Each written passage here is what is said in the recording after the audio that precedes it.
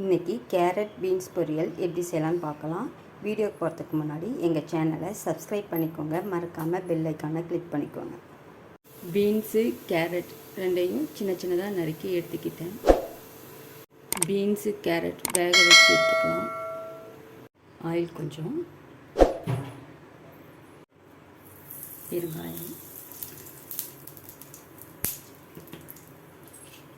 கொஞ்சம், கடுகு, உளுத்தம்பருப்பு, கடலைப்பருப்பு, கருவேப்பிலை ஆட் பண்ணிக்கலாம்.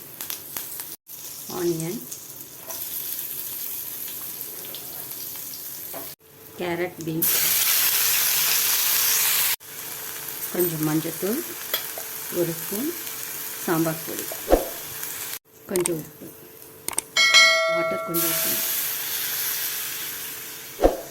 5 மினிட்ஸ் நல்லா குக் ஆகட்டும். தேங்காய் ஆட் பண்ணிக்கலாம். நல்லா மிக்ஸ் பண்ணி விட்டுக்கலாம்.